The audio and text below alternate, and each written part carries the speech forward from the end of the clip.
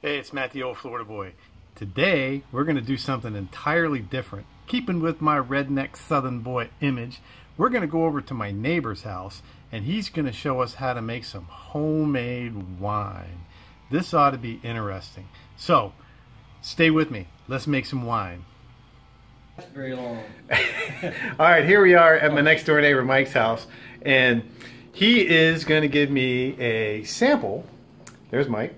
He's going to give me a sample of the wine that he is making. And you got to sample it before you make it. So, all right. And there's more. And of course, there's more in the bottle. So, that's not bad. Well, let's try.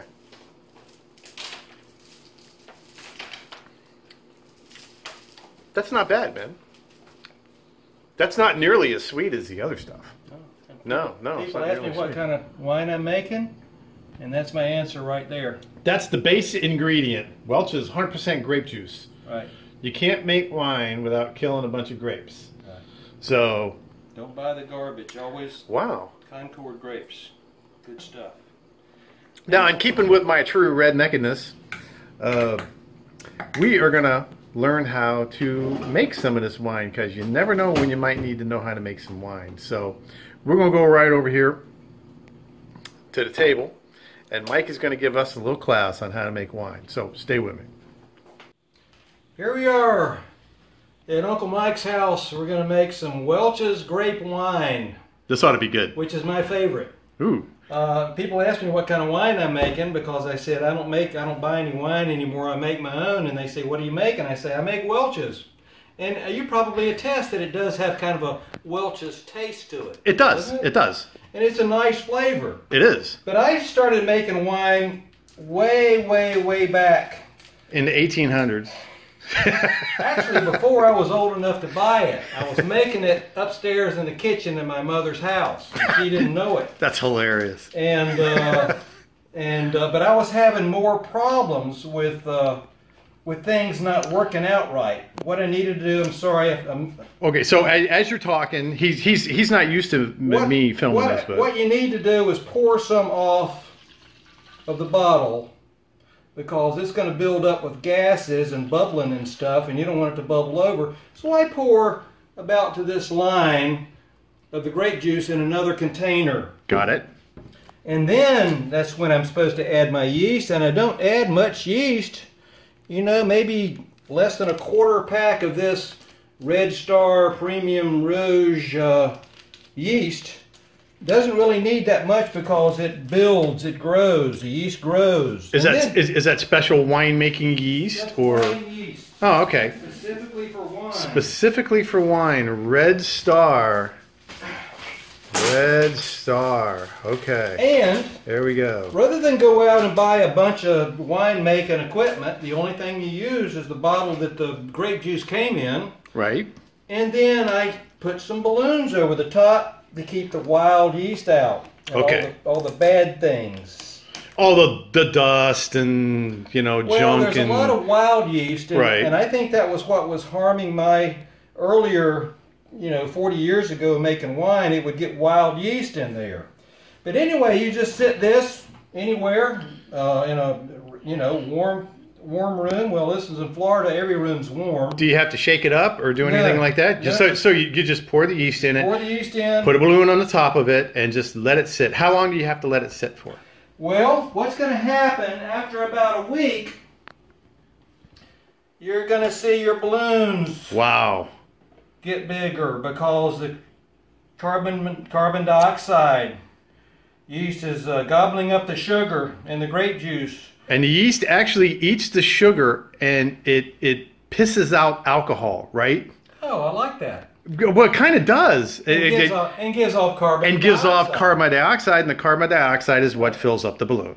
This was my extra bottle that I used when I made my wine a couple weeks back. Now, this is the cheaper version. So you're drinking yeast piss. You could save about maybe $1 a container if you buy a Walmart brand. Oh, Walmart brand. But normally I'll try to buy the Welch's, because it just seems like the flavor is a little deeper. Right. And this was on sale, 2 for 1 at Publix. 2 for 1, that's a good day. 2 for 1. So each bottle's now costing me about maybe 75 cents a bottle to make. So 75 cents a bottle to make. Right. And we're going to make probably 3 liters of wine? 2 liters? One of these will make 2 bottles of wine. Right. 2 bottles plus. Okay, so a liter and a half. Right. Yeah. Liter and a half or so. And I used old wine bottles. You can see that every date I put on here, these were the bottle dates. These were the bottle dates. And just about every month, I would reuse the bottles. I just keep reusing the same bottles and rather go through the BS of printing up new labels and all that stuff that some people do. I just scribble the information I need on the label. So how do you know when it's done?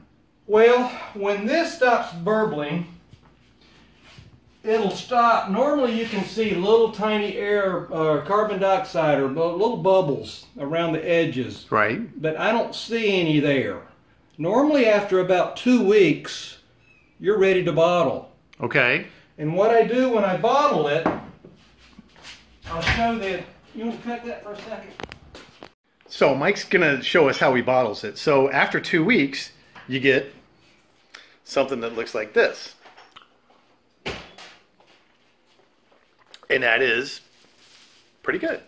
I imagine if you drink enough of that stuff, it'll get you plastered. But here we go. Welch's grape juice and some Red Star yeast. Okay. Put the balloon on it. Give it a couple weeks till it stops bubbling, I reckon. And then now he's going to show us how to bottle. So check this out. So what we're going to do now, this is the grape juice that's been sitting here making itself turn into wine. A couple weeks or so? For probably about 2 weeks, I right. think. Well, let me see. Actually, I date them. This says... man, that one's off gas.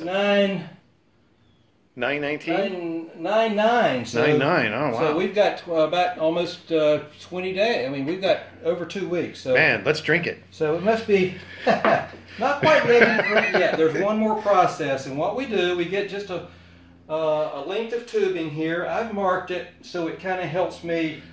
I don't want to stick the tube all the way down in the bottom because that's just a neoprene tube, right? Yeah, right. Because there's some residue on the bottom that I don't want to stir up, and you can't see it.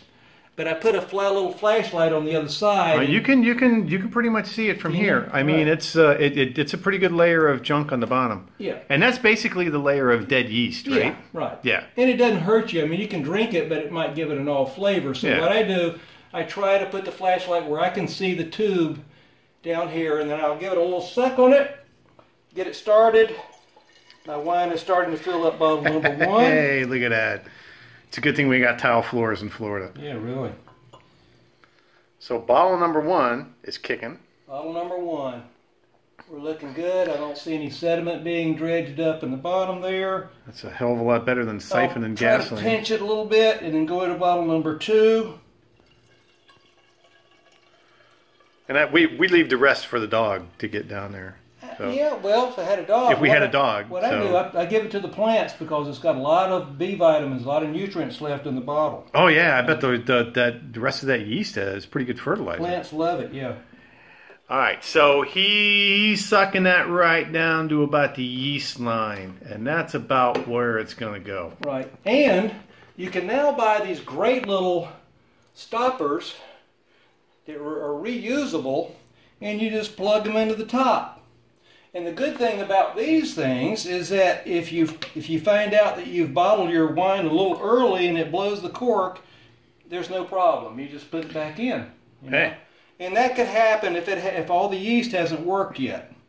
But this is all you do, and then I'd set it up on the in a dark closet for a couple weeks, and then it's ready to drink. So we got those bubbles will go away by themselves, right? Oh yeah. Oh okay. Yeah. Okay. Oh yeah, that's just from pouring from one container to the other. And I want y'all to look. This is a very scientific method of using the ping pong table to put the yeast on. So This is the ping pong table method of making wine. My winery / ping pong table. Now we just got to drink some wine and play ping pong. And we're going to do that. That's right.